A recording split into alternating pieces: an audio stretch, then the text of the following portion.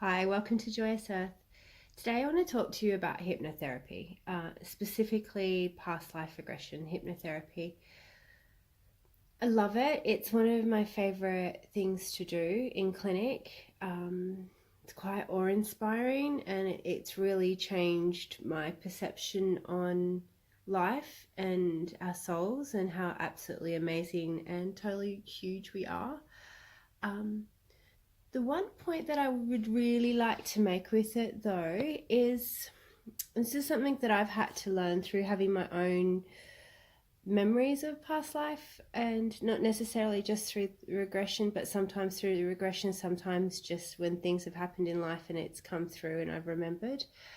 For a really long time, I felt second best to some of the memories that I have of who I have been, if that makes sense. So I have memories where I have been these amazing people and done these amazing things. And in this life, I'm a mum with 3 boys. I live in the suburbs. And for a really long time, part of me felt like I had to live up to my other remembrances of myself, and another part of me felt like I could never do that. So I didn't realize, but it almost held me hostage for a really, really long time. Now I understand that all of those parts of me are me. So I neither have to live up to them or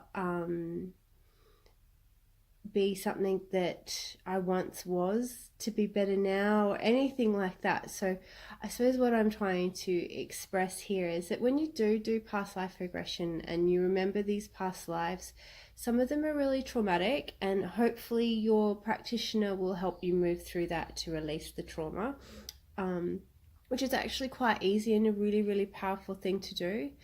Also, that it is really important that your practitioner, or that if you're having these memories about past lives yourself, that you understand that those lives are you.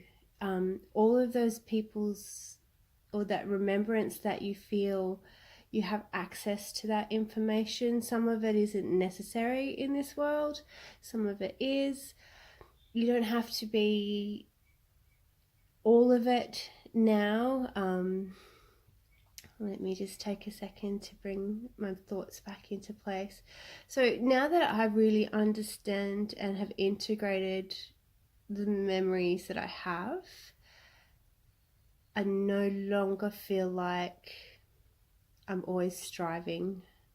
I no longer feel like sometimes that I'm better than other people, and other times that I should have done and been better by now because of these past life memories.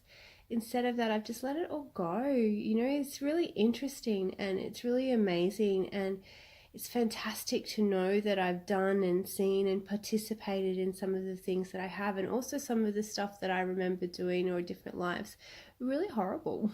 And with that, I've allowed myself to get that wisdom and to know that me here am discerning enough and wise enough to not make the mistakes that I've seen or felt my past lives make. Um, I feel like it really takes a big step into being an amazing soul when you can start to integrate it all, integrate it all and be really comfortable in who you are now. So that's my main bit of advice for anybody who's exploring their past lives. The good and the bad, it all can come in, and you integrate it for who you are now. You are discerning, you are wise, you are amazing. If your soul is letting you see and understand these other aspects of yourself, you're ready to do it. I just want to make sure that you understand that you can do it. And that who you are now in this incarnation, is the most important and the most integrated of all of these different aspects of yourself. So allow yourself to do that and allow yourself to be comfortable with who you are now. in saying that, some people question whether past lives are true or not. I don't have a problem with that. That's whether you believe that you are actually that person. To me, it makes no difference. When you start doing this work, you realize that it's an experience-based thing. So even if it's a figment of your imagination, even if it's something that you're playing out that never actually existed, doesn't matter, because it's how you feel when you're doing these past lives. It's when you start doing it, you'll understand what I mean. The depth of feeling, you are actually there. You're not watching a movie, you're not listening to someone else give you a concept. You are actually truly there, to different degrees. Like most people have part of their consciousness will go up and down when they're within a session. So sometimes they can be really deep in it, and other times their conscious self's coming in and just checking in and going, is this really real? What are you doing? Do I still have control here? So, most people do that. Some people go submambalistic, which means that they go under and they're there.